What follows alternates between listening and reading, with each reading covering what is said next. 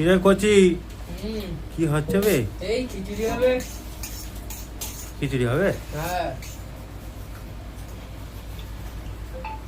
মনির কি করছি রে? এই পালং শাক বাছছি, আর কি করবো? পালং শাক তাহলে খিচুড়িটা করা যাক নাকি? মানুষ বড়ই অদ্ভুত, যে চলে যায় তাকে বেশি মূল্য দেয়, আর যে শত অবহেলা পেয়েও থেকে যেতে চায় তাকে মূল্য দেয় না।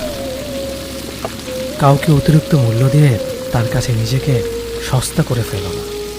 নিজের মূল্যটা ধরে রাখার জন্য হলেও কখনো কখনো কঠোর হওয়া খুব দরকার, কারণ সবাই অতিরিক্ত মূল্য পাওয়ার মর্যাদা বোঝে না। ভালো থাকতে হলে মাঝে মধ্যে একটু নিষ্ঠুর হতে হয়। যে তোমার বিশ্বাস ভেঙেছে তাকে তুমি ধন্যবাদ দাও, কারণ সে তোমার চোখে আঙুল দিয়ে দেখিয়ে দিয়েছে সবাই বিশ্বাসের যোগ্য না। স্বার্থপর মানুষগুলো সফল হতে পারলেও সুখী হতে পারে। বুঝতে শেখো কে সময় নিয়ে আপনার সাথে কথা বলে, আর কে সময় পেলে আপনার সাথে কথা বলে। পৃথিবীতে কঠিন বাস্তবের মধ্যে একটি বাস্তব কথা হলো, মানুষ যখন সফলতার দ্বার প্রান্তে এসে পৌঁছায় আর তখনই প্রিয় মানুষটি হারিয়ে যায়। আপনি যখনই একা হয়ে যাবেন তখন আপনার পাশে থাকার মতো হাজার মানুষ খুঁজতে পারবেন।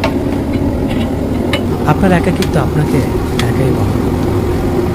আর এই সময়টুকুতে আপনি যা শিখবেন পৃথিবীর আর কোথাও আপনি তা শিখতে পারবেন। সম্পর্ক যদি মন থেকে হয় তাহলে ভাঙতে চাইলেও ভাঙবে না। সম্পর্ক যদি স্বার্থ দিয়ে হয় জুড়তে চাইলেও জুড়বে না।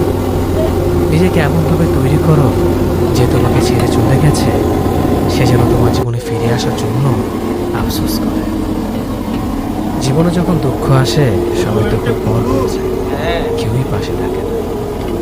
প্রতিটা মানুষই বহুরূপী। আমরা একজনকে ঠিক ততটুকুই চিনতে পারি যতটুকু সে আমাদের সামনে তুলে ধরবে। প্রিয় মানুষের সাথে কথা না বলে থাকাটা সত্যিই খুব কষ্টের। সব সহ্য করা যায়, কিন্তু প্রিয় মানুষের অবহেলা সহ্য করা যায় না। ভালোবাসার মধ্যে নিজের সম্মানটা বেশি গুরুত্ব দেওয়া উচিত, কারণ অনুভূতির চেয়ে সম্মান বেশি গুরুত্বপূর্ণ।